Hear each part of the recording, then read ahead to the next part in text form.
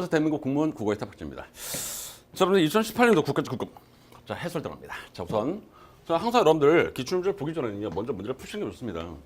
자, 먼저 문제를 푸시고 강의를 듣는 것이 훨씬 더 효과적인 거 됐습니까? 그리고 또한 여러분들 기출문제 나온 것들이 실제 문제 반복되지는 않죠. 근데 실제 유형은 반복이 됩니다. 무슨 말이겠죠? 자, 실제 여러분 예전에 수능을 공부하실 때, 고등학교 때 수능을 공부하실 때 그때도 기출문제를 봤죠. 왜? 유형 때문에 그렇습니다. 유형 때문에. 그러니까 문제 유형 때문에 수능 기출문제를 보시는 거거든요. 근데 실제 공무원 시험은 이보다 훨씬 더 중요합니다. 공무원 시험은요. 실제 수능보다 훨씬 더 기출문제가 중요하다라는 얘기입니다. 그래서 여러분들 반드시 공부하실 때는요. 유형을 철저히 공부를 하시고요. 어떤 식으로 문제가 출제되는지를 분석하신다면 여러분들 충분히 2019년도에는 훨씬 더 좋은 결과가 있을 겁니다. 아시겠죠? 됐습니다. 자, 그러면 바로 1번부터 들어갑니다. 당연히 문제 푸셨다는 가정하에서 들어가는 겁니다. 자, 출발. 자, 로마자 표기법이죠. 자, 다시 한번 여러분 로마자 표기법이 뭐죠? 뭐를? 우리말을 로마자로 바꾸는 방식을 로마자 표기법이라고 하는 겁니다. 그러니까 우리말을 로마자로 바꾸는 거. 이것을 로마자 표기법이라고 하는 겁니다. 공부법은요. 규정을 공부하시는 겁니다. 자, 실제 로마자 표기법은 어떻게 공부하라고요? 규정을 암기하시면 됩니다. 물론 사례 중요하죠. 실제 규정 자체가 훨씬 더 중요한 것이 바로 로마자 표기법입니다. 무슨 말인지 알겠죠? 아마 제 강의를 열심히 따라오신 분들은 이게 무슨 말인지 아실 겁니다. 근데 실제 규정을 공부하라고 할지도 규정 자체가 많지는 않습니다. 그러니까 충분히 여러분들 자, 규정을 공부하시면요. 이런 것들은 정말 가볍게 넘어갈 수 있습니다. 잘 보십시오. 자, 이게 규정입니다. 자, 밑에 사례를 찍어놓는 문제입니다. 근데 여러분들 이 사례 역시도 몽땅 다 어디 있습니까? 그 규정 아래 있습니다. 무슨 말이겠죠? 잘했을 때 봅시다. 자, 발음장 혼동의 우려가 있을 때는요. 음절상에 붙임표를 쓸 수 있습니다. 이 말입니다. 그랬을 때 자, 이게 답이 2번이거든요. 2번? 2번? 여러분 생각해 보십시오. 자, 붙임표가 없다고 가정해 보십시오. 반구되죠. 근데 붙임표가 없을 때는 어떻게 착각할 수 있습니까? 방우대 이런 식으로 착각할 수 있습니다. 그래서 자 2번이 답입니다. 이런 식입니다. 괜찮습니까? 자, 그랬을 때 1번과 3번은요. 같은 사례입니다. 같은 사례. 같은 규정 밑에 있는 사례입니다. 됐습니까? 자, 어떤 규정이냐면 이런 걸 주셨습니다. 잘 보십시오. 자연지물명, 인공축조물명, 문화재명은요. 붙임표 없이 붙여 쓸 수 있습니다라는 규정이 있습니다. 그 규정에 해당되는 사례입니다. 그러니까 당연히 붙임표를 쓰면 안 되죠. 됐습니까? 자, 다시 한번 뭐라고요? 자연지물명, 인공축조물명, 문화재명은요. 뭐 할 수 없다? 붙임표 없이 붙여 써야 된다고요. 붙임표 없이 붙여 쓸 수 있습니다. 이 말입니다. 이 말의 의미는 뭐냐면요. 결국 의문의 변화를 표기에 반영합니다. 이 말입니다. 같은 말입니다. 붙임표 없이 붙여 쓸 수 있다는 것은요. 다시 한번 의문의 변화를 표기에 반영합니다. 이런 말입니다. 표기에 반영. 괜찮습니까? 알아두시 바라고요. 자, 4번은 어떤 규정이냐면요. 눈에 보이시죠? 도시, 군구, 읍면, 리동의 각가지입니다. 이게 흔히 말하는 행정구역 단위라고 하거든요. 행정구역 단위.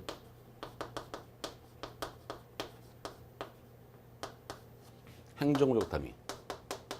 다시 한번 도시, 군구, 읍면, 리동의 각가지. 행정구역 단위입니다.는 붙임표를 이렇게 쓰고 이렇게 씁니다. 더 중요한 건 뭔지 아십니까? 붙임표 앞뒤에서 일어나는 의문의 변화는 표기에 반영하지 않습니다. 이건 괜찮죠? 그거의 사례입니다. 그러니까 당연히 이거는요. 위에는 규정에 해당되는 사례가 아니죠. 다음 몇 번에서 2번입니다. 답을 찍을 수 있습니다. 괜찮습니까? 다시 한번 로마자 표기법은 어떻게 공부하라고요? 규정 암기.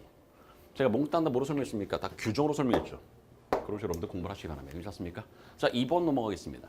자, 2번 문제는 무슨 문제입니까? 중심 내용 파악 문제죠. 자, 문제를 정확히 보십시오. 자, 보통 비문항이 나왔는데 비문항은 크게 문제 규정이 두 가지입니다. 내용 아니면 형식이죠. 그중에서 내용 문제입니다. 내용 문제. 그랬을 때 중심 내용 파악 문제입니다. 라고 하는 거 아닙니까? 괜찮습니까? 그랬을 때 고민해 보십시오. 과연 이 중심 내용이 어디에 박혀 있을지. 처음 아니면 마지막이죠. 여러분들 처음 아니면 마지막 부분을 좀 꼼꼼히 읽으면서 중심 내용이 뭐지? 라는 그 답변을 찾아내셨으면 좋겠습니다. 자, 우선 단락 구분은 기본이니까 단락을 이렇게 구분시켜 드리겠습니다. 두 개 문단. 첫 번째 단락입니다. 자, 업무는 실용 범위에 제약이 있습니다. 업무는 이야기되고 있는 거죠. 업무는 실용 범위에 제약이 있다고요. 이런 현실은 어디에도 언간에도 적용됩니다. 이 말입니다. 역시 실용 범위도 제약이 있습니다. 이 말이죠. 넘어갑니다. 언간의 사용 제약은요. 무엇보다 이것을 주고받는 사람들의 성별에서 뚜렷이 나타납니다. 다시 한번 뭐에 대해서 제약인데 어디 부분에서 사람의 성별의 사용에 제약이 있습니다. 이겁니다. 괜찮습니까? 그럼 잘 보십시오. 업문에 대해서 이야기하는 겁니까? 언간에 대해서 이야기하는 겁니까? 언간. 됐습니까? 업문으로서는 편지를 언간이라고 하지 않습니까? 됐습니까? 아무튼 15세기 후반 이래로 수많은 언간이 현존하지만 남성 간에 주고받는 언간은 찾아보기 어렵습니다. 다시 한번 성별. 그중에서 남성 간에 주고받는 언간은 거의 없다고요. 성별. 이게 제약 아닙니까? 넘어갑시다. 자, 이는 남성 간의 한문 관찰의 오간 때문이나 남성의 공적인 영역을 독점했던 당시의 현실을 감안하면 업문이 공식성을 인정받지 못한 사실과 상통합니다. 무슨 말이겠죠? 업무는요. 우리말, 우리 글 낮게 취급을 받았죠. 그러니까 남성들은요. 업문을 잘 쓰지 않았습니다. 주로 한문을 썼죠. 한문, 한자. 됐습니까? 넘어갑니다. 결국 조선의 언간의 발신자나 수신자 어느 한쪽으로 반드시 여성이 관여하는 특징을 보인다고 할 수 있습니다. 여기까지. 글을 읽을 수 있겠습니까? 다시 뭐에 대해서 이야기? 언간에 대해서 이야기. 그중에서 제약을 이야기하고 있죠. 무슨 제약? 성별. 남성 간의 언간 없고요. 반드시 둘 중에 하나는 뭐고? 꼭 여자여야 됩니다. 이 말입니다. 그렇지 않습니까? 이게 첫 번째 내용입니다. 어렵지 않죠? 넘어갑니다. 자, 받았습니다. 사용상의 성별 특징이죠. 위에 있는 내용을 받았지 않습니까? 다시 한번. 자, 이번에 문제 내용이 뭐라고요? 중심 내용 파악 문제입니다. 괜찮죠? 됐습니다. 자, 종래의 언간은요. 내간으로. 그러니까 여자가 쓰니까 내간이겠죠. 이렇게 되는 거죠. 일컬어지기도 합니다. 그러나 이러한 명칭 때문에 내간이 분여자만 상대로 하거나 분여자끼리만 주고받는 편지로 오해해서는 안 됩니다. 이 말입니다. 다시 한번 그러나라는 접속어는요. 앞뒤. 뒤가 훨씬 더 중요합니다. 이 말이죠. 됐습니까? 다시 한번. 자, 사용자의 성별적인 특징 때문에 언간을 뭐라고도 내간이라고도 일컬어왔습니다. 이 말 아닙니까? 근데 이것보다 더 중요한 게 뭡니까? 뒷부분이죠. 이러한 명칭 때문에 내간, 분여자만 삑 이겁니다. 그게 아니란 얘기죠. 분여자만 상대로 하거나 분여자끼리만 주고받는 편지로 오해해서는 절대 안 됩니다. 이 말 아닙니까? 그건 어렵지 않죠? 자, 16세기, 17세기 것만 하더라도 수신자는요. 왕이나 사대부, 남자죠. 그것도 굉장히 높은 위치에 있는 남자들. 됐습니까? 한글 해독 능력이 있는 하층민의 일까지 거의 전 계층의 남성이 될 수 있었기 때문입니다. 이 말입니다. 무슨 말인지 알겠죠? 됐습니까? 오케이. 한문 관찰이 사대부 계층의 이상 남성만의 종인물이었다면 언간은요. 이거죠. 포인트가 이겁니다. 특정 계층에 관계없이 남녀 모두 공유물이었다고 할 수 있습니다. 다시 한번 중심 내용 파악 문제죠. 이거 하나 잡으면 되는 거 아닙니까? 이거 하나. 그럼 충분히 문제 풀 수 있습니다. 그래서 자, 이번 문제는 단 몇 번? 3번이죠. 언간은 특정 계층과 성별에 관계없이 이용되는 의사소통 수단. 마지막에 있지 않습니까? 그러니까 결국 이 글에서 중심 내용 어디 있다? 마지막 요 한 줄 잡아내면 끝납니다. 이런 식으로 적용하시면 어렵지 않게 문제 풀 수 있습니다. 괜찮죠? 좋습니다. 자, 3번 넘어가겠습니다. 고쳐쓰기의 적절성 문제거든요.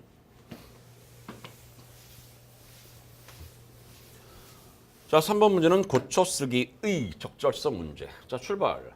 수학 성적은 참 좋고는요. 국어 성적 좋을 가능성을 배제하는 의미가 포함되어 있습니다. 따라서 보조사 은 주격조사 이로 바꿨습니다. 맞습니까? 얘를 이렇게 이로 바꾸어야 된답니다. 왠지 아십니까? 보조사 은는요. 가장 기본적으로 대조의 의미가 있습니다. 즉 수학 성적은 참 좋군이라는 말은 국어 성적은 꽝이군 이 말이 내포가 되어 있다는 의미다. 그러니까 당연히 자, 보조사 은 대신에 주격조사 이를 쓰는 게 맞습니다. 이 말입니다. 1번 맞습니다. 재울 수 있습니다. 괜찮습니까? 하실 수 있겠죠? 자, 두 번째입니다. 생부가 난 학교에 안 가겠어. 고 안 되죠. 왜? 자, 분명히 큰 따옴표 썼다는 것은 직접 인용이거든요. 인용격 주소로 뭘 씁니까? 라고 또는 라는 씁니다.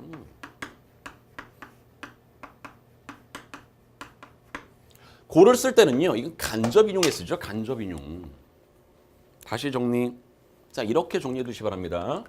자, 실제 인용문은 크게 두 가지가 있습니다. 뭐가 있다고요? 인용문은 크게 두 개.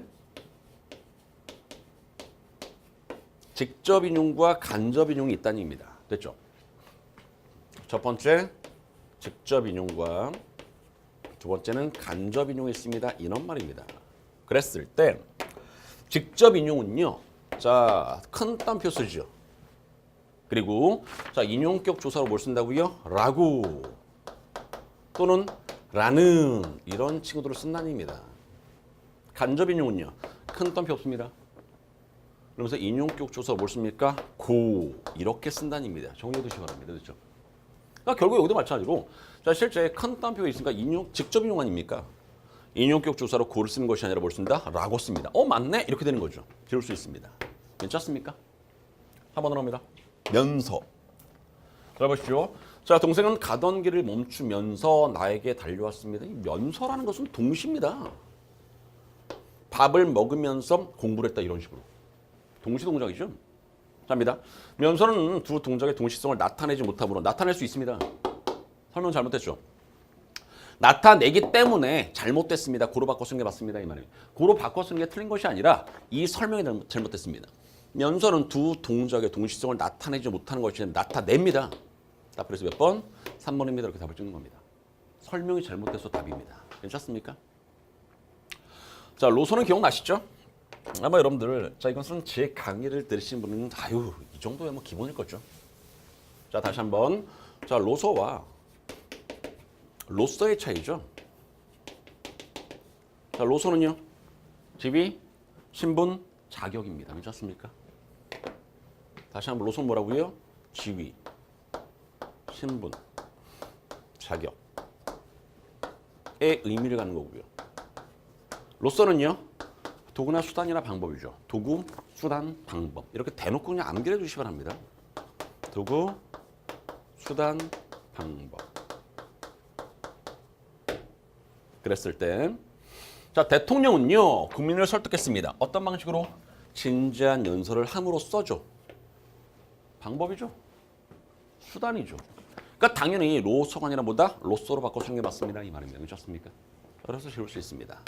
자, 3번입니다. 몇 번? 3번. 답을 찍고서 넘어가시고요. 4번으로 합니다. 자, 4번은요. 자, 그래 가장 기본적 특성이 뭡니까? 통일성이죠.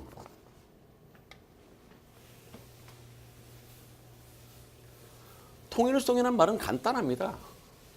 그렇지 않습니까? 통일성이란 글의 내용이 하나의 주제로 긴밀하게 관련된 특성. 이것을 통일성이라고 합니다. 이해하시겠죠? 예를 들어서 자 A라는 사람과 B라는 사람이 대화를 나눕니다. 뭐에 대해서? 축구에 대해서 이야기를 합니다. 근데 생뚱맞게 B가 축구 이야기하다가 야구 이야기로 바꿉니다. 아이고야 통일성에서 위배된다 이 말이죠. 무슨 말인지 알겠죠? 그러니까 그게 통일성입니다. 그러니까 글의 주제는 하나의 주제로 글의 내용이 하나의 주제로 긴밀하게 관련되는 특성을 뭐라고 한다고요? 통일성이라고 한다고요. 됐습니까? 다음에 대답합니다. 자, 사람들은 되게 수학 과목이 어렵다고 합니다. 하지만 나는 수학 시간이 재밌습니다. 뭔가 이유가 있겠죠. 왜 수학 시간이 재밌는지. 자, 바로 수업을 재밌게 진행하신 누구 때문에? 수학 선생님 덕분입니다. 원래 선생님을 잘 만나야지만이 과목이 굉장히 쉬워집니다. 점수도 빡빡 올라오고요. 됐죠? 자, 수학 선생님은 유머로 딱딱한 수학 시간을 웃음바다로 만들고는 합니다. 무슨 말인지 알겠죠? 수학 선생님을 잘 만났기 때문에 난 수학이 재밌어 이 말 아닙니까? 넘어갑니다. 졸리는 오후 시간에 뜬금없이 외국으로 수학여행을 가자고 해서 분위기를 부드럽게 만드는 위해 어려운 수학 문제를 쉽게 설명한 적도 있습니다. 그래서 우리 학교에서는 수학 선생님의 인기가 시들일 줄 모릅니다. 그리고 수학 선생님의 아들이 다시 한번 누구에 대해 이야기하고 있습니까? 수학 선생님이죠. 근데 생뚱맞게 누구 나왔습니까? 아들 나왔지 않습니까? 통일성에서 유예가 되는 거죠. 다음 몇 번? 3번. 답을 찍고서 넘어갈 수 있는 겁니다. 그렇지 않습니까? 어렵진 않죠? 자, 넘어갑니다. 자, 5번으로 넘어가겠습니다. 자, 시조 나왔거든요. 시조래. 고전 시가 나왔거든요.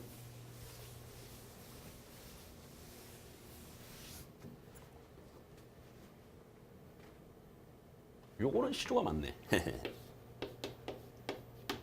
요거는 뭔지 아십니까? 무어비어로 일어나는 한시입니다. 한시.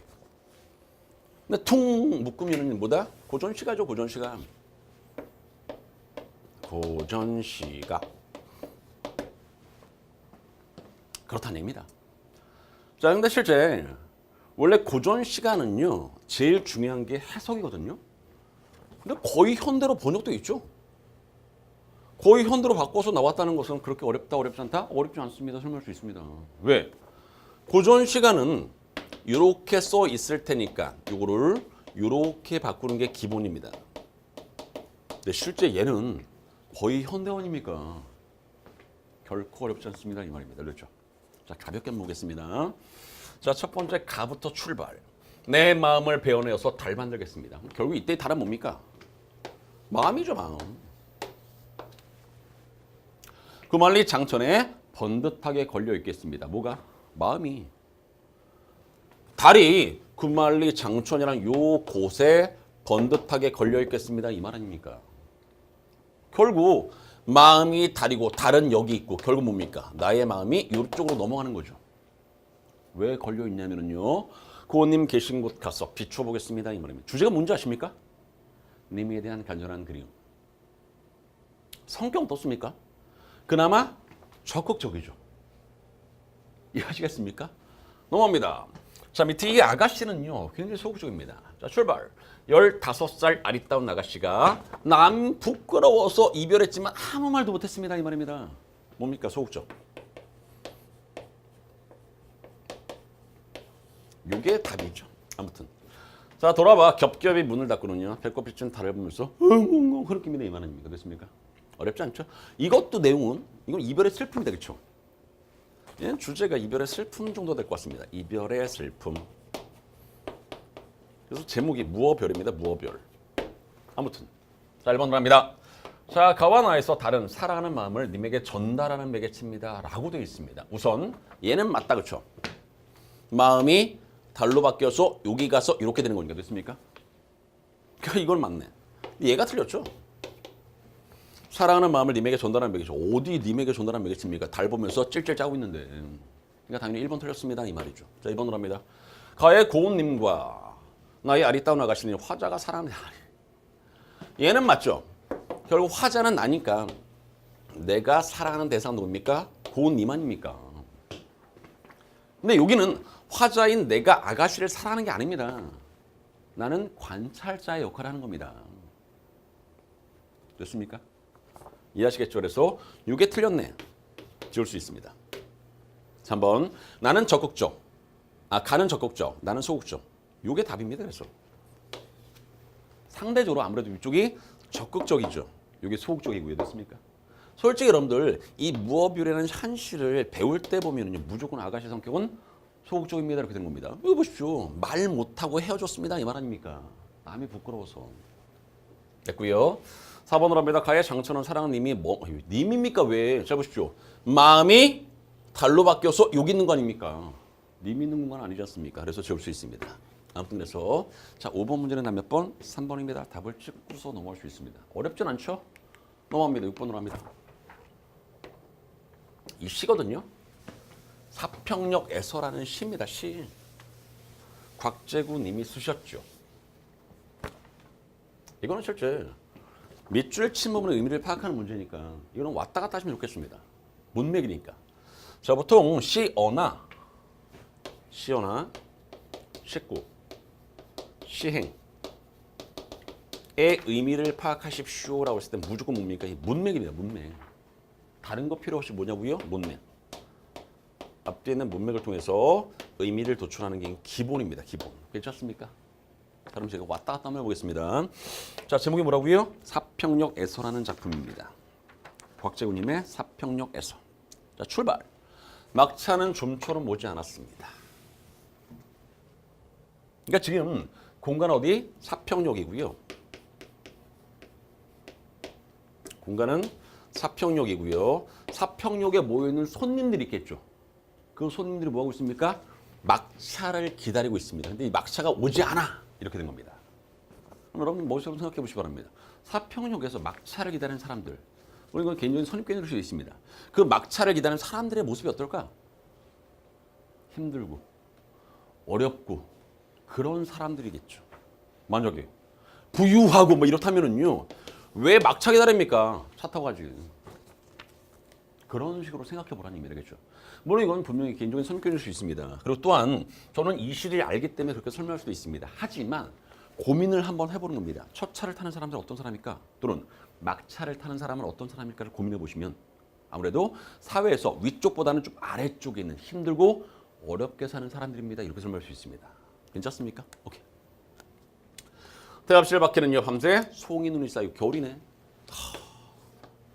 겨울이죠. 시간, 요거는 계절.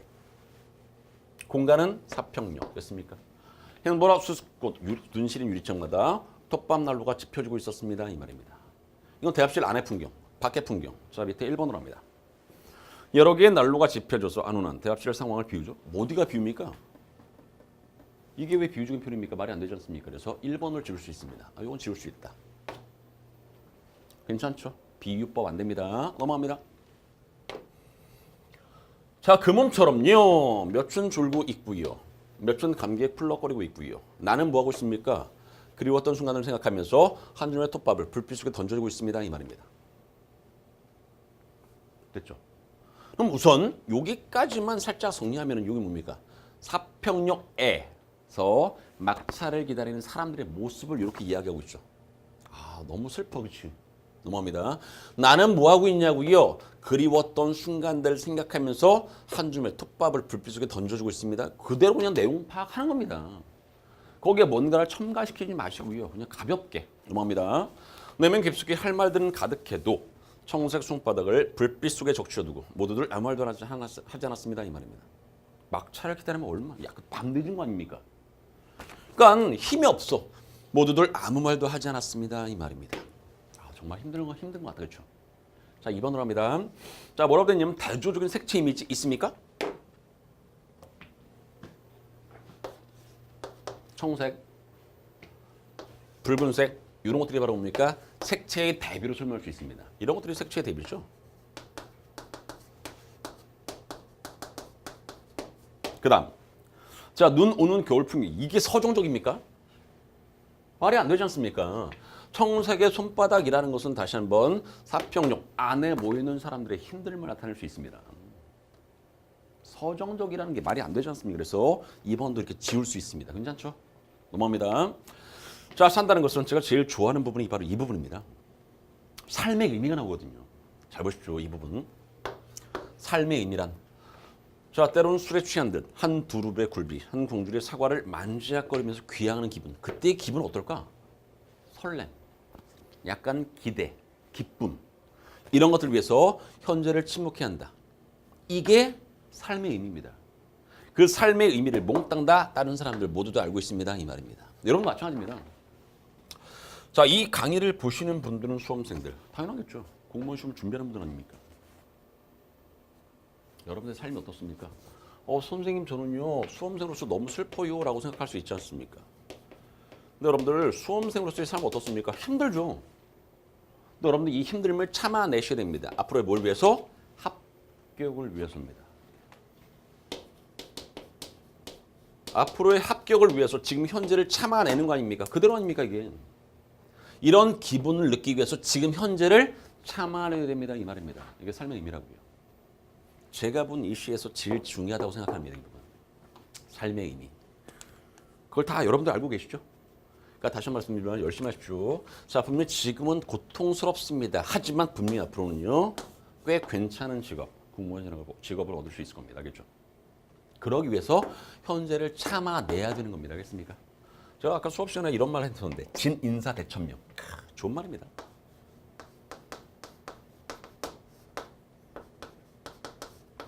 제가 좋아하는 말이거든요.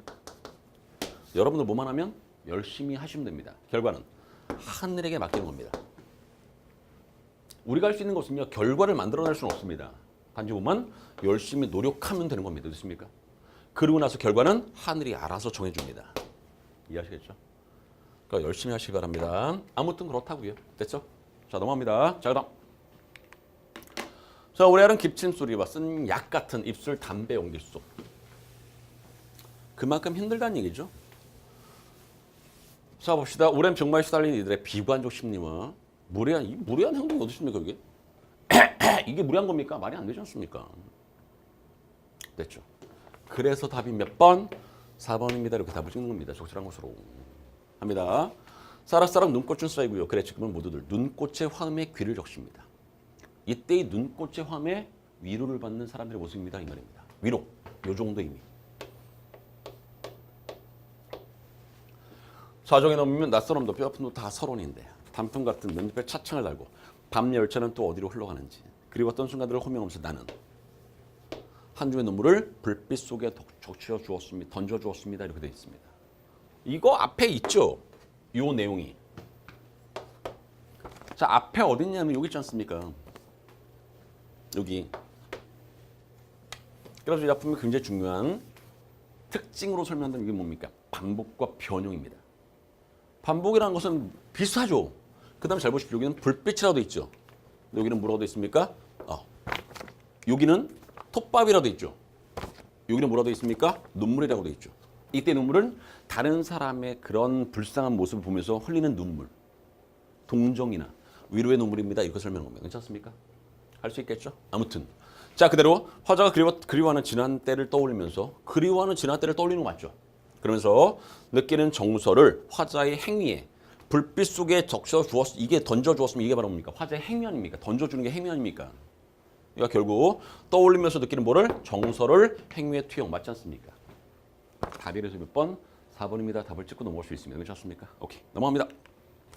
자, 7번으로 합니다. 김유종의 봄봄이라는 작품이거든요. 아마 여러분들 이 작품의 내용은 아실 겁니다. 김유종의 봄봄. 제목을 잠깐만 설명을 드리면요. 제목 첫 번째. 계절적 배경입니다. 됐습니까? 계절이 뭐라고요? 봄. 두 번째 이 봄의 의미가 뭐냐면요. 청춘 남녀의 설렘을 나타냅니다. 참고로 좀 알아두시기 바랍니다. 청춘 남녀의 설렘.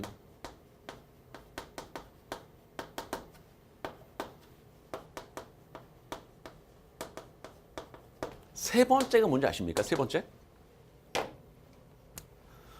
올 봄에 있었던 이야기가 내년에도 똑같이 전개됩니다. 이 말입니다. 반복이라고 이야기하는데 저는 사건의 반복. 이렇게. 이게 김유종의 봄봄의 제목의 의미입니다. 괜찮습니까? 자, 가볍게 한번 보겠습니다. 그러면 제가 다음 글에 대한 이해로 적절하지 않은 것을 물었으니까 선택지 한번 볼까? 말음의 특성을 동물의 외양에 빗대어 비속어와 존칭어를 혼용해서 해학적인 표현. 서술 방식으로 설명이 되겠죠. 그렇죠? 그러네. 서술 방식 문제네. 자, 합니다. 우리 장인님은 이야기 오르면 이렇게 손버릇이 아주 못됐습니다. 또 사위에게 이 자식 저 자식 하는 이놈의 장인님. 이놈은요, 장인을 낮추는 말이죠. 비속어입니다. 장인님은 장인을 높이는 말이죠. 요게 비속어고 요게 존칭어죠. 함께 썼죠. 어느 신유과는 해학성입니다. 괜찮습니까? 자, 이게 밑에 선택지 있죠. 비속어와 존칭을 혼용해서 해학적인 표현을 구사했습니다. 2번을 지을 수 있는 힌트가 바로 여기 있습니다. 2번을 지을 수 있는 힌트. 넘어갑니다. 자, 오죽해야 우리 동네에서 누구를 막론하고 그에게 욕을 안 먹은 사람은요. 명이 짧다라고까지 하면 됩니다. 조그만 아이들도 그를 돌려서 해놓고 욕필이. 본 이름이 봉필입니다. 이것도 굉장히 중요한 거 맞습니다. 욕필이. 자, 이름이 뭡니까? 봉필이. 봉자 대신에 욕자를 살짝 바꿔서 이런 걸 뭐라고 합니까? 유희라고 합니다. 그렇죠? 참고로 좀 알아두시고 이런 것을 언어유희라고 합니다. 넘어갑시다. 손가락을 할만치 두루 인심을 잃었습니다. 하나, 인심을 정말 잃었다면 욕보다는요. 읍의 배참봉땡 마름. 장인의 직업이죠. 토지 관리인 정도. 벌의 마름이란 욕자라고 사람 잘 치고 그리고 생김 생기기를 호박게. 이게 장인의 외양을 비유하는 말이죠. 밑에 선택지 있었습니까? 자, 선택지 어디 있습니까? 밑에 1번. 마름의 특성을 동물의 외양에 빗대어 낮잡아 표현. 맞는 말입니다. 그건.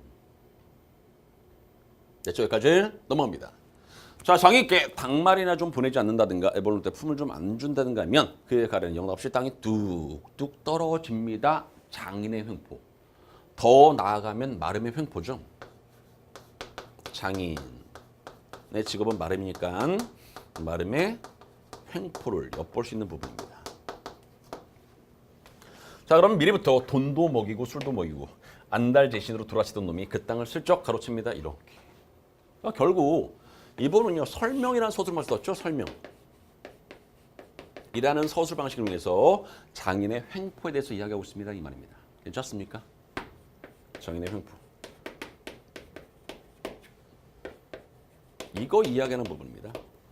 내렸을 때. 자, 밑에 1번으로 합니다. 자, 말음의 특성 아까 지웠죠? 자, 2번도 지웠습니다. 3번. 여러 정황을 거론하면서 장인의 됨됨이가 마땅치 않음. 장인의 됨됨이 나온 거 맞죠? 4번. 장인과 소장인 사이에 뒷거래 장면을 어디에 묘사했습니까? 기껏해 이 부분인데 묘사 아니라 다시 뭐라고요? 설명입니다. 넘어갑니다. 자, 8번입니다. 자, 8번은요. 한자 문제거든요. 이 음절의 한자어 문제.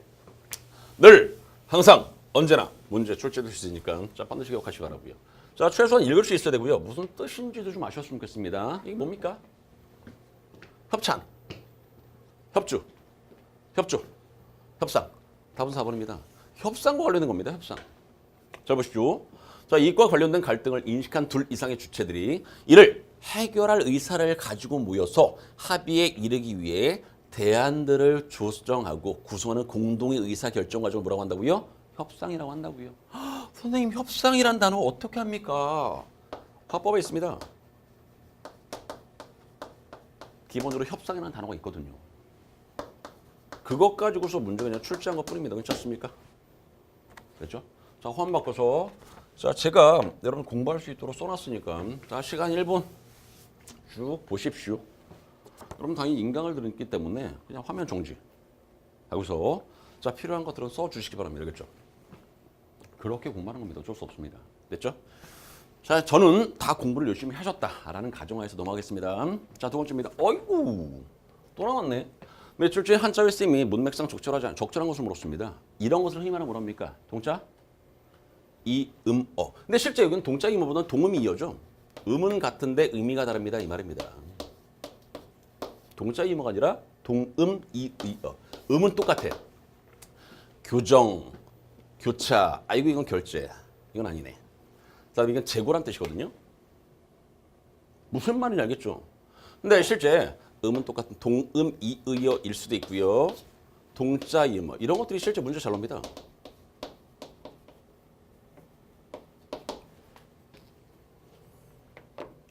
예를 들어서 여러분들, 자, 이건 답이 1번이거든요. 근데 여러분, 요 단어가 이미 기출문제 보시면 있습니다. 정정할 때 나왔습니다. 그러니까 여러분들이 어떤 글을 쓰지 않습니까? 그것이 잘못됐어? 그럼 정정해야 되겠죠. 그때의 정이 이겁니다. 정. 그래서 기출문제 보시면 얘는 기출문제 한번 나왔습니다. 지금 여러분들에게 뭘 설명하고 있습니까? 기출문제 설명하고 있죠? 다시 한번 반복 변형될 수 있습니다. 기출문제는. 자, 분명히 제가 모두에 뭐라고 말씀드렸습니까? 실제 수능보다도 공무원 시험의 경우 기출문제가 훨씬 더 중요합니다. 실제로 수험생들이 제가 뭐라고 말씀드리냐면 기본서 중요하죠. 근데 기본서만 가지고서는 점수가 잘 나오진 않습니다. 근데 어디까지 하면 기출문제까지 완벽히 정리를 하시면은요 점수가 80점대로 팍 올라갑니다. 그렇죠? 여러분들 자, 공무원 시험을 준비하실 때 혹시라도 처음 공무원 시험 준비한다. 기본서 공부하시고요. 기출문제까지 정리를 완벽히 해주시기 바랍니다. 그렇죠? 보통 공무원 시험 회독을 많이 이야기하거든요. 기본서는 5번 정도, 기출문제는 3번 정도. 이 정도 공부하시면은요, 점수 나옵니다. 80점대는 저는 제가 봤을 때 무난히 나올 것 같습니다. 괜찮습니까? 좋습니다. 자, 또 화면 바꿉니다. 자, 시간 1분. 여러분들 잘 보일 수 있도록 제가 이렇게 해서 지워드리겠습니다. 자, 요거는 아까 말씀드렸지만 동음, 이, 의, 어다. 그쵸? 얘는 글자가 다르죠? 근데 실제 여러분들 이거는 많이 보실 겁니다. 결제. 결제. 그럼 나중에 공무원이 되시겠죠?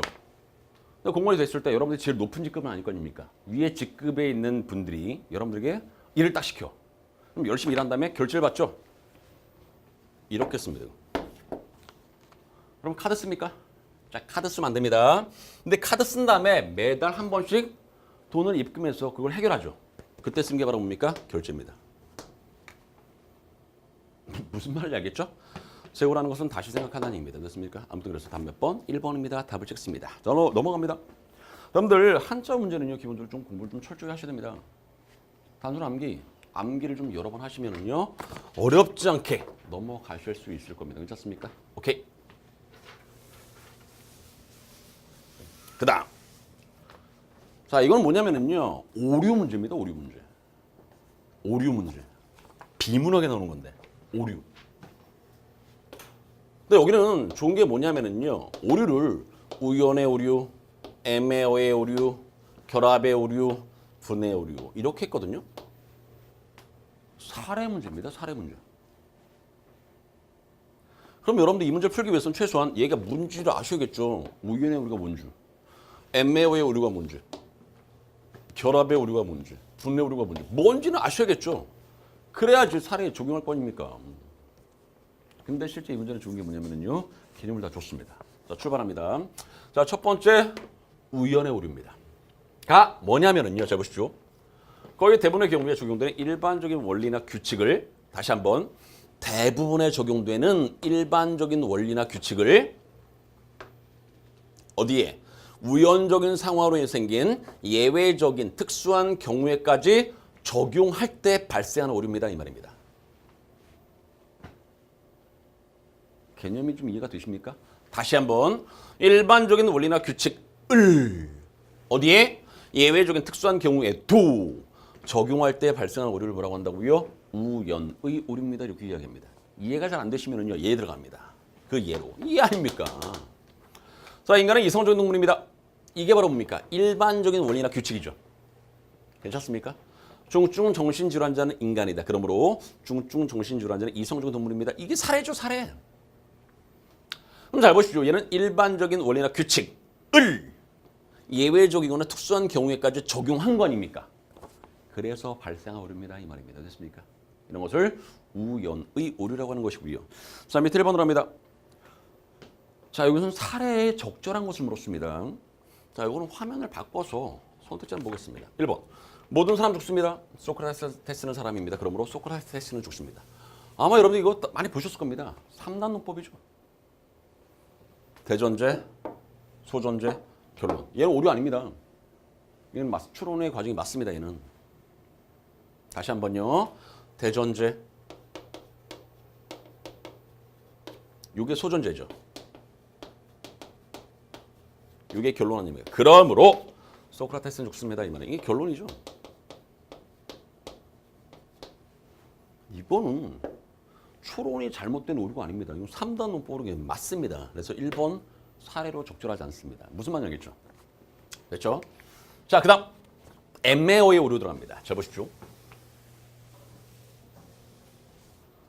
애매어 오류는 뭐냐? 동일한 한 단어가 한 논중에서 맥락마다 서로 다른 의미를 지니는 것으로 사용할 때, 사용될 때 생기는 오류입니다. 무슨 말인지 아시겠습니까? 다시 한번요. 동일한 하나의 단어가 한 논중에서 뭐마다? 맥락마다 서로 다른 의미를 지니는 것으로 사용될 때 생기는 오류입니다. 이 말입니다. 감이 잘 안 오십니까? 이해 들어갑니다. 김 씨는 성격이 직선적이다. 직선적인 모든 것들은 길이를 지닌다. 그리고 김 씨의 성격은 길이를 지닌다.가 그 예입니다. 이 말입니다. 딱 느껴지십니까? 잘 보십시오. 자, 분명히 여기서 직선적. 직선적. 생긴 건 똑같죠. 문맥에 따라서 의미가 다르거든요. 됐습니까? 그 김 씨의 성격은 직선적이라는 것은 뭐냐면요. 할 말 딱딱 하는 게 직선적 아닙니까? 근데 얘는 선이 직선적이라고요. 직선. 모든 것들은 길이를 지닙니다. 이 말입니다. 그래서 김 씨의 성격은 길이를 지닙니다. 말이 안 되지 않습니까? 이게 흔히 말하면 뭡니까? 음은 똑같은데 의미가 다른 동음이의어입니다. 이 말이지 않습니까? 그게 애매어의 오류입니다. 즉 동일한 한 단어, 생긴 게 동일하다고요. 됐습니까? 맥락마다 서로 다른 의미를 지니지요. 근데 마치 이것을 같다라고 생각했을 때 생기는 오류. 이해하시겠습니까? 이런 것을 뭐라고 한다고요? 애매어의 오류입니다. 이렇게 설명하는 겁니다. 그렇습니까? 그런 밑에 자 2번 사례 들어갑니다. 부패하기 쉬운 것들은 냉동 보관을 해야 됩니다. 부패. 세상은 부패하기 쉽. 이부패와 이부패는 생긴 건 똑같지만 의미가 다르죠. 문맥에 따라서. 근데 그걸 같이 본 거 아닙니까? 그래서 발생한 오류입니다. 당연히 이거는 뭐다? 애매어의 오류로 적절합니다. 이 말이죠. 자, 다음 몇 번 그래서 2번입니다. 답을 찍을 수 있습니다. 괜찮습니까? 이해하시겠죠? 그러니까 애매어의 오류라는 것은 뭡니까? 실제 단어가 똑같지만 문맥에 따라서 다른데 것을 마치 같은 것으로 생각해서 발생한 오류. 그렇게 이해하시면 훨씬 더 편할 것 같습니다. 괜찮습니까? 오케이. 자, 다음에 결합의 오류도 합니다. 결합의 오류는 앞에 있죠. 잘 보십시오. 자, 각각의 원소들이 개별적으로 어떤 성질을 지니고 있다는 내용의 전제로부터 그 원소들을 결합한 집합 전체도 역시 그 성질을 지닌다. 즉, 부분이 어떤 성질을 갖고 있습니다. 그랬을 때 합친 전체도 그 성질을 똑같이 가집니다. 라고 생각한다는 것은 뭡니까? 이게 결합했을 때 발생할 수 있는 오류입니다. 이 말입니다. 무슨 말인지 알겠죠? 아, 그렇구나. 부분의 성질이 있어. 예를 들어서 부분이라고 했을 때 A의 성질이 있어. 합쳤어. 이 전체도 A의 성질이 있을 걸 하고 추론하는 겁니다. 추론 못된 거죠. 무슨 말씀인지 알겠죠? 그걸 뭐라고 한다고요? 결합했을 때 발생할 수 있는 오류. 결합의 오류입니다. 이 말입니다. 괜찮습니까? 반대가 분의 오류입니다. 잘 보십시오. 자, 반대로 집합이 어떤 성질을 지니고 있다라는 내용의 전제로부터 집합의 각각의 요 원소들도 역시 개별적으로 그 성질을 지니고 있다. 즉, 얘는 이게 뒤집으면 됩니다. 전체가 어떤 성질이 있어. 부분도 그 성질이 있을 거야. 라고 생각하는 오류. 이런 것을 뭐라고 한다고요? 이런 것을 분해의 오류라고 한다고요. 괜찮습니까? 이런 것을 분해의 오류라고 하는 겁니다. 됐습니까? 오케이. 자, 사례 들어갑니다. 근데 이게 헷갈리면은요, 사례도 있으니까 같이 보십시오. 자, 3번으로 합니다. 미국의 아이스하키 선수단이 이번 올림픽에서 금메달을 차지했습니다. 다시 누가? 선수단이 금메달을 차지한 거죠. 그럼 선수단은요, 부분입니까? 전체입니까?를 물어보면 당연히 여러분 답변을 전체입니다. 이렇게 답변을 하셔야겠죠. 그러므로 미국 선수들이 각자 세계 최고의 기량을 갖고 있습니다. 미국 선수는 뭡니까? 부분.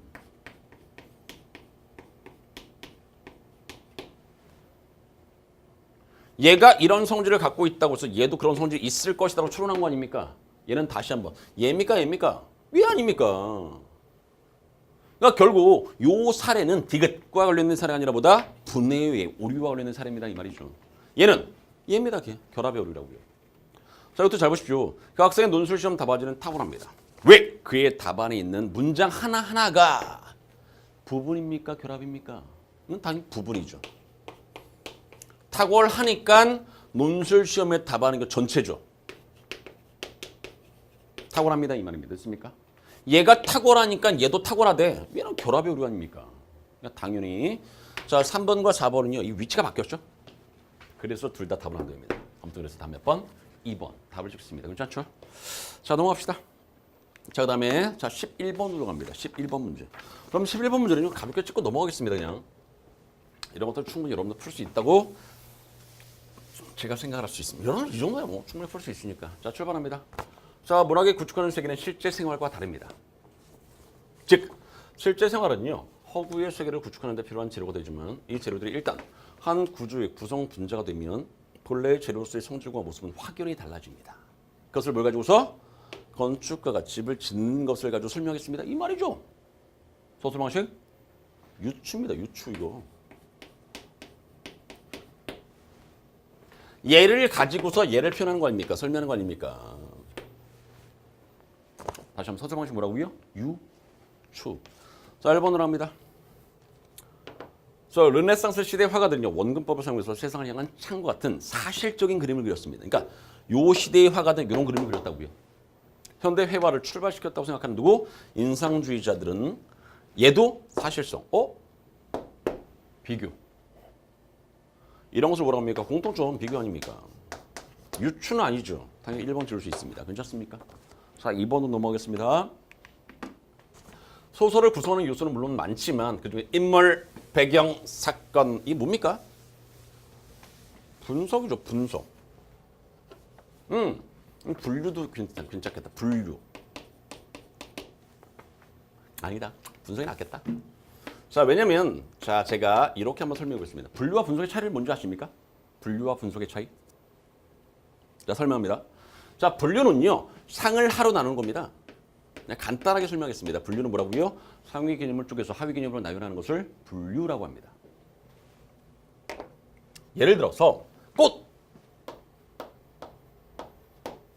코스모스,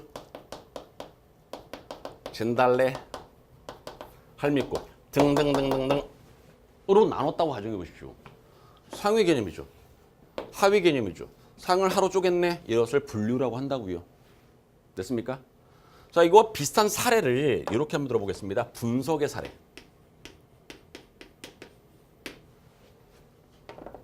갑니다. 자, 똑같이 꽃입니다.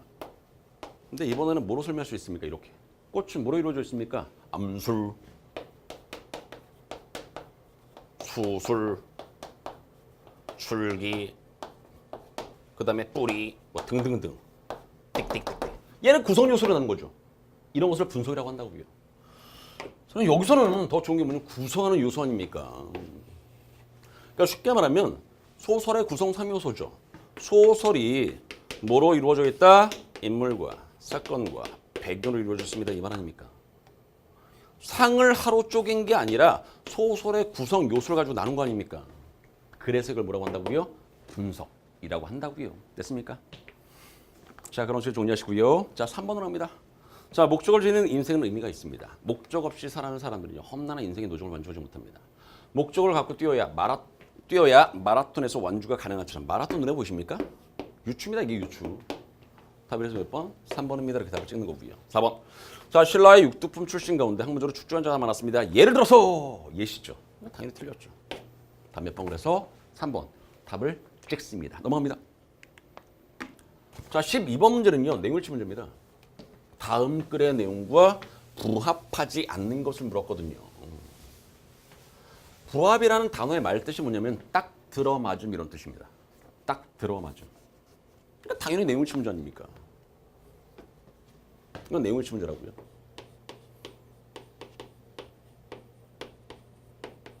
그냥 찾으시면 됩니다. 찾으시면. 근데 이 지문이 수험생들의 입장에서는 좀 어려울 수도 있을 것 같습니다. 제가 봤을 때. 근데 이 정도는 충분히 읽어서 내용을 파악했으면 좋겠습니다. 자, 합니다. 자, 세잔. 이라는 사람이 사라졌다고 느낀 것이 균형과 질서의 감각. 균형과 질서의 감각이 사라졌습니다라고 세잔이 느낀다는 얘기죠. 자, 합니다. 자, 인상주의자들은 순간순간의 감각에만 너무나 사로잡힌 나머지 자연의 굳건하고 지속적인 형태는 소홀히 했다는 것을 느꼈습니다. 누가? 세잔이.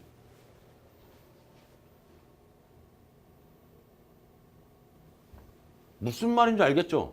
그러니까 세잔이 생각한 인상주의자들 이런 것들이 사라졌습니다 라고 느꼈다는 겁니다. 그렇지 않습니까? 넘어갑니다. 반고흐. 인상주의가 이것도 인상주의네. 시각적인 인상에만 집착해서 빛과 색, 광학적인 성질만을 탐구한 나머지 미술의 강렬한 정열을 상실하게 될 위험에 처했다고 느꼈습니다. 이 말입니다. 얘도 똑같죠. 인상주의에 대해서 이렇게 생각했습니다. 이 말입니다. 무언가 부족합니다. 잘못했습니다. 이거겠죠. 넘어갑니다. 마지막으로 고갱은요. 그가 본 인생과 예술 전부에 대해서 철저하게 불만을 느꼈습니다. 그는 더 단순하고 더 솔직한 어떤 것을 열망했고 그것을 원신들 속에서 발견할 수 있으리라 기대했습니다. 고갱이 그랬다는 얘기죠. 넘어갑니다. 자, 이 세 사람의 화가가 모색했던 제각각의 해법은 세 가지 현대미술의 운동의 이념적인 바탕이 되었습니다.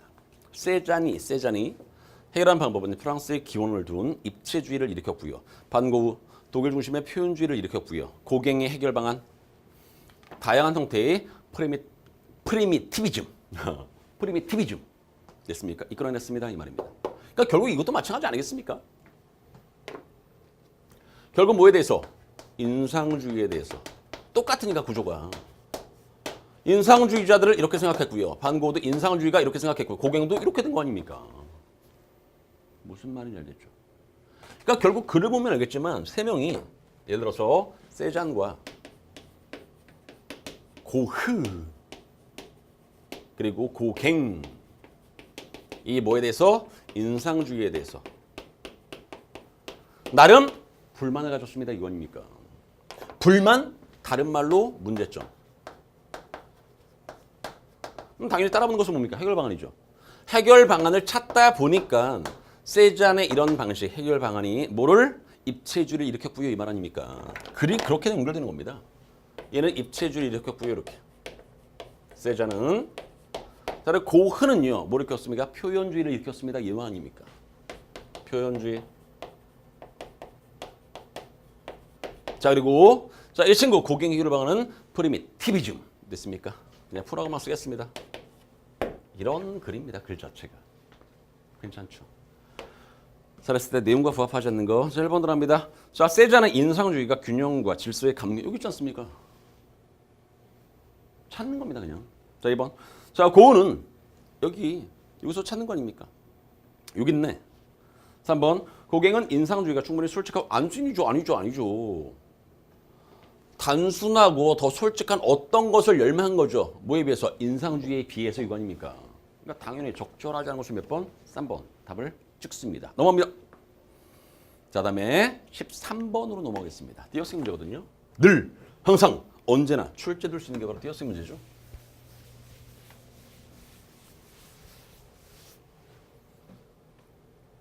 자, 실제로 띄어쓰기는요.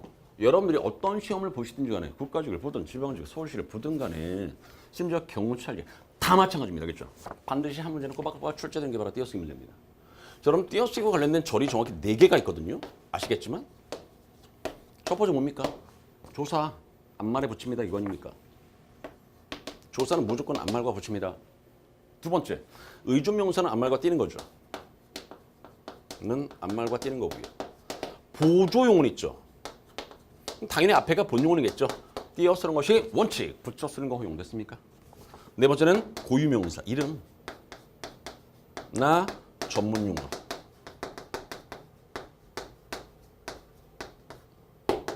싹 다 공부해 두시기 바랍니다. 그렇죠? 싹 다 공부. 자, 1번으로 갑니다. 자, 이처럼 좋은 것을이죠. 좋은 것을 어떻게 이 말 아닙니까? 의존명사 아닙니다. 의존명사.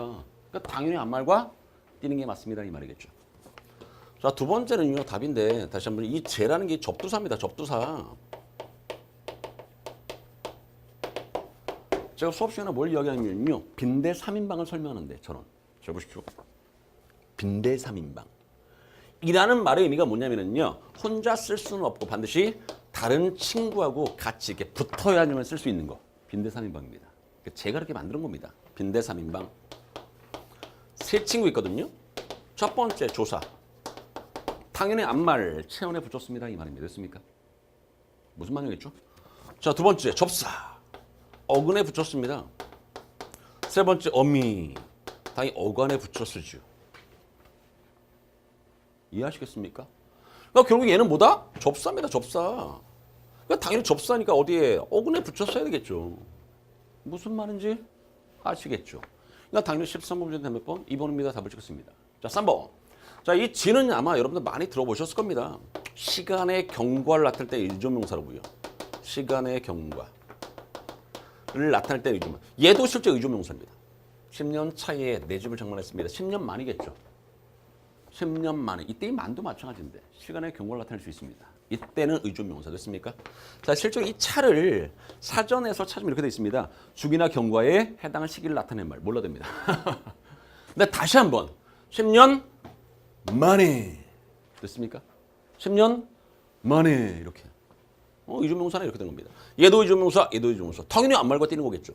그러니까 얘도 의존명사, 의존명사, 앞말과 띄는 거. 얘는 접사, 당연히 붙이는 거. 답 몇 번 그래서 2번. 답. 이런 식으로 찍는 겁니다. 그렇지 않습니까? 자, 넘어갑니다. 14번 문제.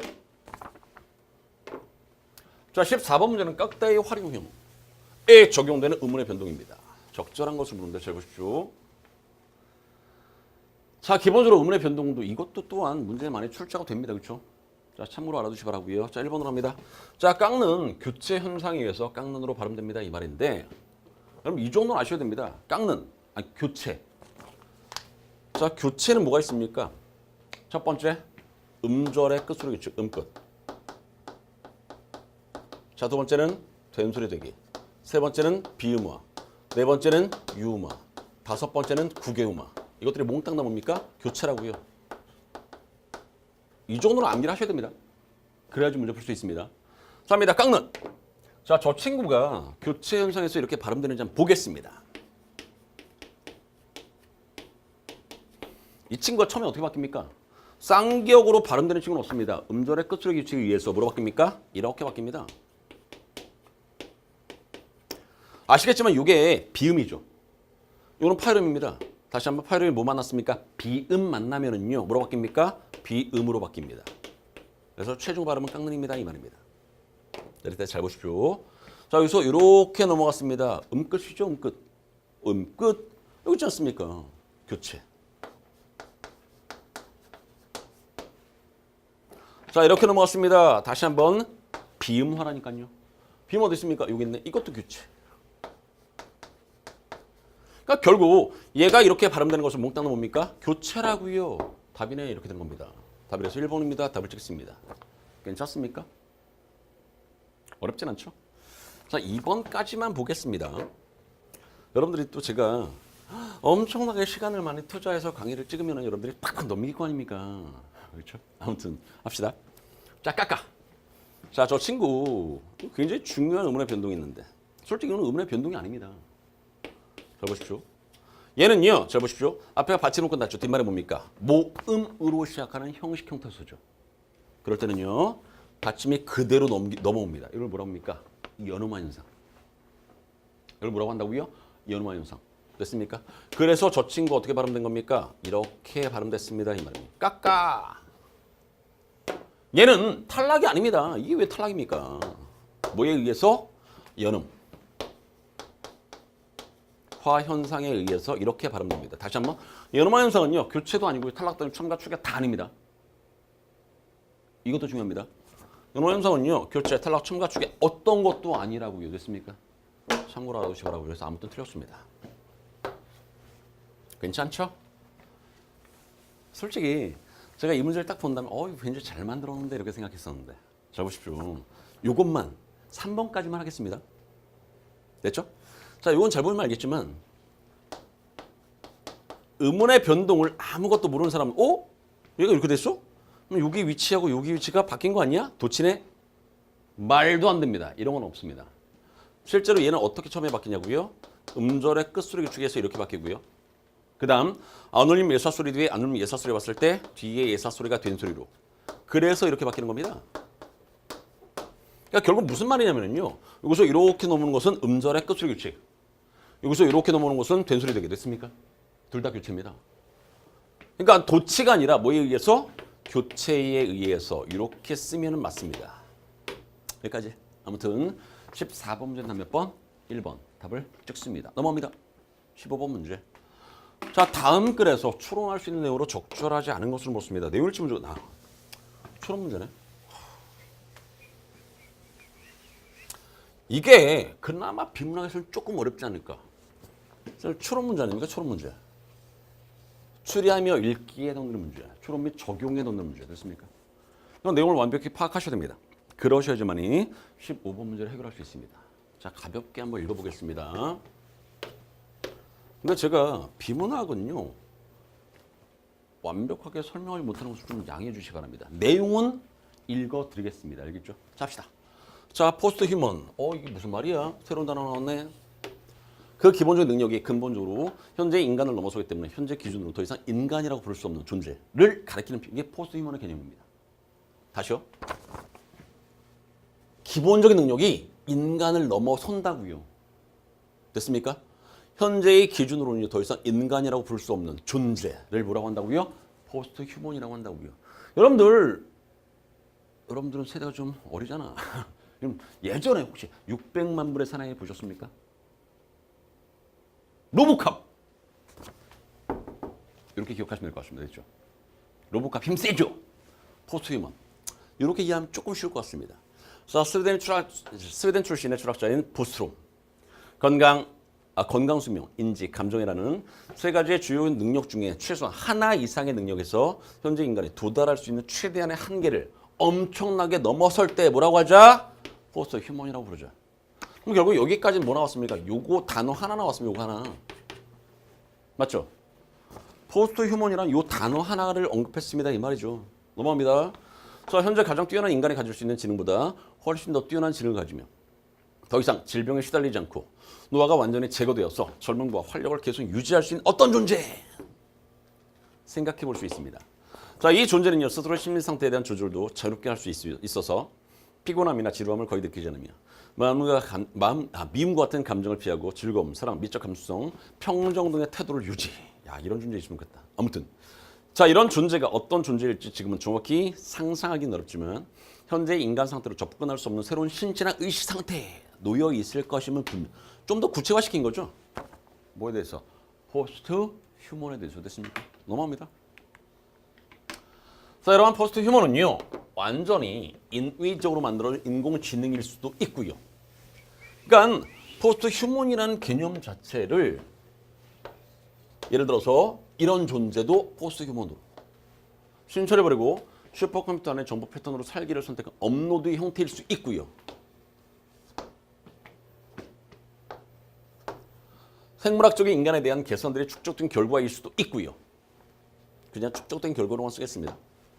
만약 생물학적 인간의 포스트 휴먼이 되고자 한다면 유전공학, 신경양리학, 항노화술, 신경컴퓨터, 신경인터페이스, 기억 향상 약물, 웨어러블 컴퓨터, 인지기술 같은 뭐에 의해서 과학기술이 발전해야지만 가능한 말. 됐습니까? 그래서 이런 것들이 지워질 수 있는 겁니다. 이런 것들이. 과학기술의 발전 양상에 따라서 자, 영향을 현재 인간보다 당연히 더 크게 받겠죠. 당연히. 이런 곳에서 찾을 수 있습니다. 괜찮습니까? 오케이. 자, 포스트 휴먼은요, 내가 이런 능력을 가지고 있으면 얼마나 좋을까 하고 누구나 한 번쯤 상상해 보았을 법한 슈퍼인간의 모습. 이 바로 뭐다? 포스트 휴먼입니다. 이 말입니다. 괜찮습니까? 아무튼 두 번째, 자, 2번입니다. 포스트 휴먼의 개념은요, 인간의 신체적 결함을 다양한 과학기술을 이용해서 보완하여 기술적 한계를 극복한 새로운 인간형의 탄생으로 결정되는 건 아니죠. 이것도 하나의 사례일 뿐이지 않습니까? 잘 보십시오. 인공지능일 수도 있고요. 업로드 형태일 수 있고요. 축적된 결과일 수도 있고요. 이 말 아닙니까? 그러니까 귀결이라는 단어를 쓰면 안 되죠. 답 몇 번? 그래서 2번이 적절하지 않은 것으로 답 이렇게 답을 찍고서 넘어갈 수 있는 겁니다. 괜찮습니까? 어렵죠? 자, 넘어갑니다. 자, 다음에 16번 문제 들어갑니다. 반의관계에 대해서 나왔거든요. 반의관계. 단어와 단어의 의미 관계입니다. 잘 보십시오. 크다와 작다의 경우 두 단어를 동시에 긍정하거나 부정하면은요, 모순이 발생합니다. 이렇게 되어 있습니다. 합니다. 크다와 작다를 두 단어를 동시에 긍정하거나 동시에 부정하면은요, 모순이 발생합니다. 이렇게 써 있죠. 자, 잘 생각해 보십시오. 크다와 작다를 동시에 부정 한번 해보겠습니다. 크지도 않고 작지도 않은 게 있을 수 있죠. 고민해 보십시오. 크다와 작다가 반의 관계거든요. 됐습니까? 근데 크지도 않고 작지도 않은 게 있을 수 있나? 있죠. 크면서 작은 것은 안 되죠. 그러니까 동시에 긍정하면은요, 모순이 발생하는 거 맞습니다. 요거는 맞다고요. 요거는. 근데 부정하면은요, 크지도 않고 작지도 않은 거 있지 않습니까? 그러니까 요게 틀린 겁니다. 요게 모순이 발생합니다. 이 말이죠. 됐습니까? 무슨 말인지 알겠죠? 그러니까 다시 한번. 자, 동시에 긍정할 때는 모순이 발생하지만 동시에 부정할 때는 모순이 발생하지를 않습니다. 이 말입니다. 그래서 적절하지 않은 것은 몇 번입니까? 1번입니다. 답을 찍을 수 있습니다. 자, 다시. 잘 보십시오. 크다와 작답니다. 됐습니까? 중간항이 있는 반의관계. 이런 것을 반대관계라고 합니다. 아무튼 두 단어를 동시에 긍정해 보겠습니다. 크면서 작아. 말이 안 되죠. 모순 발생 이퀄 오케이. 근데 동시에 부정해 볼게. 자, 크지도 않고 작지도 않습니다. 괜찮습니까? 이거는 모순이 발생하지 않죠. 아, 얘가 틀렸구나. 얘는 모순이 발생하지 않는데. 그러니까 당연히 자, 16번 문제. 적절하지 않은 것은 답 몇 번? 1번이 적절하지 않은 것으로 답입니다. 이 말입니다. 괜찮습니까? 할 수 있겠죠. 자, 2번 한번 보겠습니다. 출발과 도착이거든요. 한 단어의 부정이 다른 쪽 단어의 부정과 모순되지 않습니다. 이 말입니다. 잘 보십시오. 출발과 도착인데 한 단어의 부정이 다른 쪽 단어의 부정과 모순되지 않습니다. 출발하지 않았어. 도착하지 않았어. 모순 안 되죠. 당연한 거니까 한 단어의 부정이 다른 쪽 단어의 부정과 모순 안 되죠. 그러니까 당연히 맞네? 2번 줄 수 있습니다. 그렇지 않습니까? 이렇게 따지는 겁니다. 그래서 충분히 자, 몇 번 문제? 자, 16번 문제는요. 적절하지 않은 것으로 답 몇 번? 1번입니다. 이렇게 답을 찍을 수 있습니다. 그렇지 않습니까? 오케이. 넘어갑니다. 자, 고민해 보십시오. 자, 17번 문제. 고전 문법 문제거든요. 자, 여기서 여러분들에게 자, 이 문제를 해결할 수 있는 방법을 설명한다면은요. 예를 보시는데 현대어로 번역한 것까지 보시기 바랍니다. 알겠죠? 무슨 말인지 알겠죠? 자, 예를 보시되 얘가 현대로 RL 사람입니다. 이렇게 돼 있습니다. 거기까지 같이 보셔야 됩니다. 잘 보십시오. 1번. 자, 여기서 이는요. 주격을 나타내는 조사로 기능합니다. 이겁니다. 살발이죠. 이때 이는 뭔지 아십니까? 사람입니다. 사람. 무슨 말인지 알겠죠? 그러니까 살발이라고 했을 때 그 다음에 이가 있지 않습니까? 자, 다시 한번 이는 뭐라고요? 사람이라고. 사람.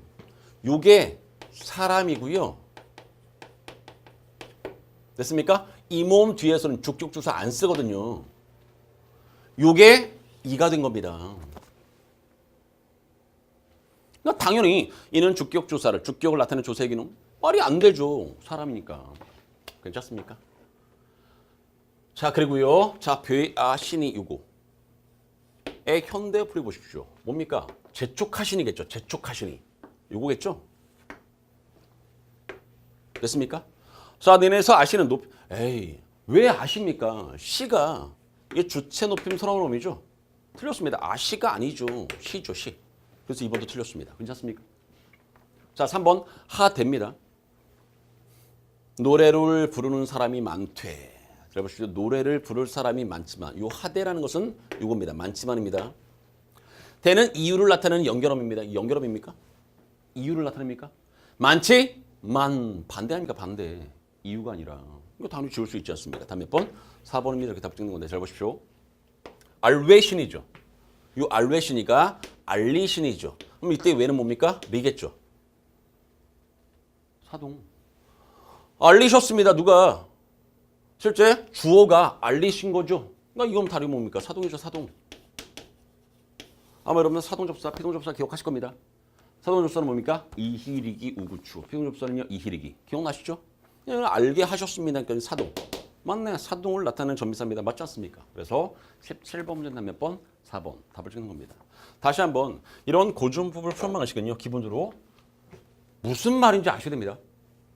그러니까 최소한 여러분들 고전법이 나오면은요. 고전법의 용어도 좀 아셔야겠죠. 그런 다음에 자, 푸는 방법은 예를 보면서 현대 풀이를 같이 보는 겁니다. 그렇게 해서 비교해서 문제 푸시면은요. 충분히 어렵지 않게 17번 문제 해결할 수 있습니다. 괜찮습니까? 하지만 다시 한번 고전법은 어렵습니다. 당연히 공부를 철저히 하셔야 됩니다. 알겠죠? 넘어갑니다. 18번으로 합니다. 글의 내용과 부합하는 것을 물었죠. 내용일치 문제. 또 내용일치 문제다. 실제 여러분들 제가 봤을 때는요. 자, 2018년도에 국가직 문제가 이게 문제가 어렵지는 않은데 시간은 엄청 많이 걸렸을 것 같습니다. 비문학 문제가 이렇게 많습니다. 그러니까 시간은 참 많이 걸렸을 것 같다. 무슨 말이겠죠? 자, 한번 합니다. 이것도 내용일치 문제입니다. 부합이라는 것은 뭐라고요? 딱 들어맞음이란 뜻이니까 내용일치 문제. 근데 글은 재밌습니다.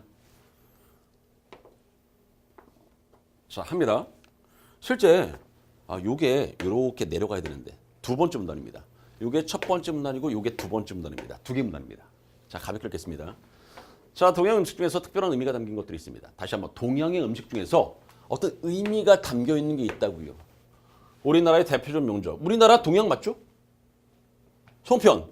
음식 맞죠? 무슨 의미? 반달 모습을 본뜬 음식으로 요게 의미구만. 풍년과 발전을 상징합니다.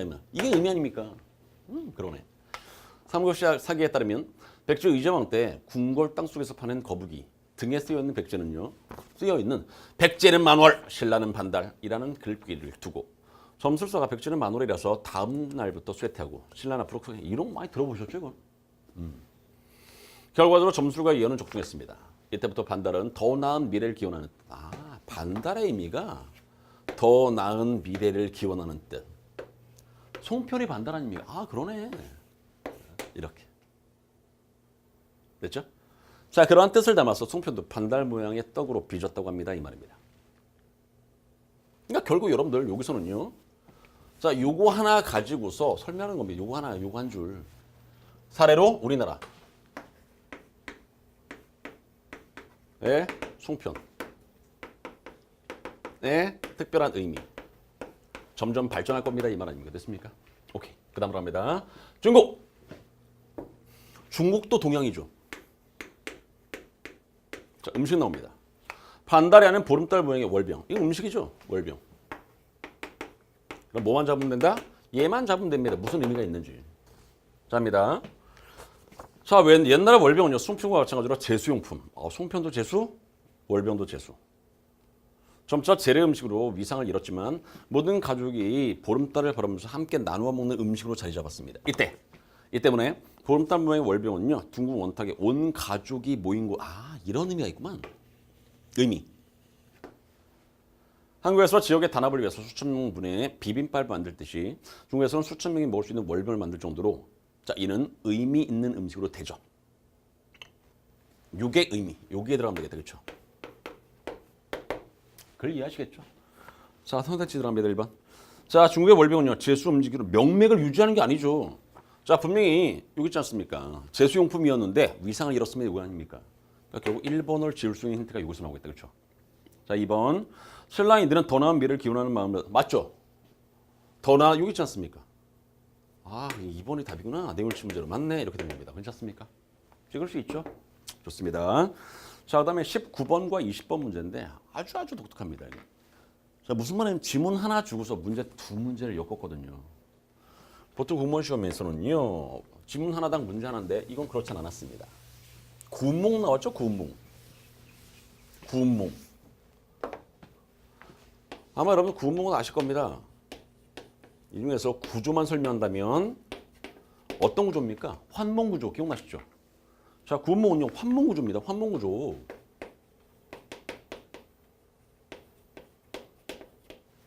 이게 무슨 말이냐면요. 어디에서? 현실. 에서 어디 넘어갔다가 꿈으로 넘어갔다가 다시 현실로 넘어오는 구조를 환몽구조라고 이야기를 하죠. 근데 구몽은요. 다른 작품과는 다른 게 뭐냐면요. 잘 보십시오. 자, 현실이 신성기입니다. 현실이 신성기입니다. 꿈이 인간계죠. 현실의 신성계입니다. 그러니까 당연히 어떠한 특징이 있냐면요. 꿈이 현실보다 더욱더 현실적입니다. 이런 식으로 쓸 수 있습니다. 무슨 말이냐겠죠. 하나만 더. 꿈속에 또 꿈이 있습니다. 이런 것을 이중환몽구조라고 하는데 꿈속의 꿈은 뭐하고 일맥상통한다? 현실과 일맥상통합니다. 이 말입니다. 연결이 됩니다. 참고로 알아두시기 바랍니다. 알겠죠? 자, 실제로 19번 문제는 무슨 문제입니까? 자, 이거는 시간의 흐름에 따라서 배우십시오. 이 말이거든요. 다시. 사건의 시간 순서에 따라서 가장 적절하게 배열한 것은 이렇게 묻습니다. 그리고 20번 문제는 뭡니까? 내용 파악 문제죠. 자, 우선 19번은 바로 찍겠습니다. 잘 보십시오. 지금 이 장면이 어떤 장면이냐면요. 꿈속의 이야기죠. 꿈. 이 부분의 이야기입니다. 이 부분의 이야기. 됐습니까? 근데 자, 여기서 10년을 같이 살던 일, 육관대사 하는 말이거든요. 이거는 어느 때를 말하는 거냐면요. 요 때를 말하는 겁니다. 요 때를. 무슨 말이냐겠죠. 그러니까 당연히 시간으로 따지면 이게 가장 빠릅니다. 이 말이겠죠. 디귿. 가장 빠른 겁니다. 이게. 그러니까 당연히 19번 문제다 몇 번? 3번입니다. 답을 찍을 수 있습니다. 괜찮습니까? 그래서 19번 문제다 몇 번? 3번입니다. 이게. 참고로 설명해봤습니다. 자, 그러면 자, 지금부터 내용으로 들어갑니다. 자, 여러분들 본문은요. 그냥 가볍게 읽으십시오. 어차피 여러분들 구문은 다 아실 테니까. 자, 출발. 잔을 씻어 다시 술을 부려는데 갑자기 석양에서 막대 던지는 소리가 났답니다. 꿈속의 이야기라고. 꿈속의 이야기. 됐습니까? 괴이하게 여겨 생각하되 어떤 사람이 올라오는 하였습니다. 읽고 한중이 오는데 자, 중에 외양 들어갑니다. 눈썹이 길고 눈이 맑고 얼굴이 특이합니다. 라는 것은 다시 한번 육관대사의 비범함을 나타냅니다. 됐습니까? 외양을 통해서도요. 비범함을 설명할 수 있거든요. 육관대사의 비범함 넘어갑니다. 엄숙하게 자리에 이르러 승상을 보고 승상. 양소유죠? 아시겠지만 양승상. 예하여 말하기를 사냐 사람이 대승상께 인사를 드립니다. 승상이 이인인 줄 알고 특별한 사람인 줄 알고 황급히 답례을 말하기를 사부는 어디로부터 오셨습니까? 중이 웃으며 말하기를 평생 낯이 익은 사람을 몰라보시니 귀인이 잘 잊는다는 말이 옳습니다. 승상이 자세히 보니 과연 낯이 익은 듯하거늘 문득 깨달아 능판왕자를 돌아본 말하기를 소유가 전에 토본을 정벌할 때 꿈에 아까 말씀드렸지 않습니까? 꿈속에 또 꿈이 있는 거죠. 이런 걸 뭐라고 합니까? 이중 환몽 구조라고 하는 겁니다. 이게 이중 환몽 구조입니다. 이중 환몽 구조.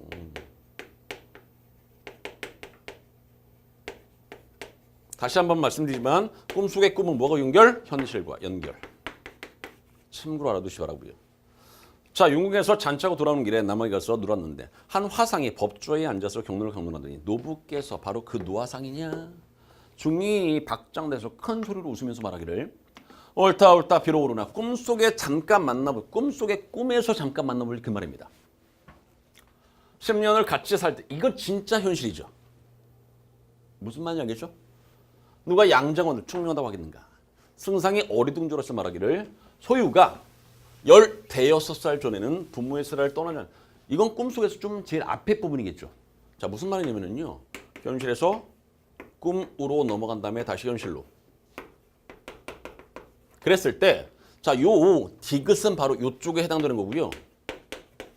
그 다음에 요 릴은요, 꿈속에서도 제일 어렸을 적. 양소유가 어렸을 때를 말하는 거 아닙니까? 무슨 말인지 알겠죠? 그거 말하는 겁니다. 16세 급제에서 줄급 제출했으니 등으로 영국의 사실을 갖고 서로 토본을 정벌한 것 외에는 일찍 서로를 떠나지 않으시니 언제 사부와 더불어서 10년을 함께 살았겠습니까? 라고. 그러니까 결국 양소희는요, 꿈을 현실로 착각하는 거죠. 꿈이죠. 근데 마치 이게 현실로 착각하는 겁니다. 자, 넘어갑니다. 중이 웃으며 말하기를 상봉이 아직 춘몽에 깨지 못했습니다. 승상이 말하기를 사부는 어떻게 하면 소유를 춘몽에서 깨게 하겠습니까? 중이 말하기를 어렵지 않습니다. 하고 손 가운데 돌 지팡이를 들어서 난간을 2번 치니 갑자기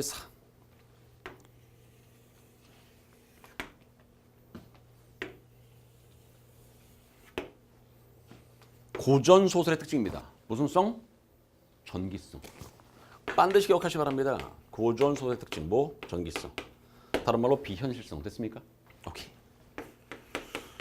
자, 참고로 알아두시고요. 비현실성. 넘어갑니다. 승상이 정신이 아득하여 마치 꿈에 취한 듯 하더니 한참 만에 소리질러 말하기를 사부는 어찌 소유를 정도로 인도하지 않고 바른 길로 인도하지 않고 거짓 속임수로 희롱하십니까? 대답을 듣기도 전에 구름이 날아가니 중은 간 곳이 없고 저를 들어보니 8랑자 또한 간 곳이 없습니다. 그래서 다시 한번 어디에서? 꿈에서 현실로 넘어왔습니다. 이 말입니다. 고자면입니다. 이게 딱. 아무튼 답 몇 번이라고요? 3번. 솔직히 디귿이 꿈 바로 전에 현실 아닙니까? 됐습니까? 자, 다음에 20번으로 합니다. 자, 윗글에 대한 이해로 가장 적절한 것을 물었거든요. 승상이 꿈에서 남학에서 중을 보았던 기억을 떠올리면 낯이 내용 그대로 아닙니까? 이거는 본문 그대로.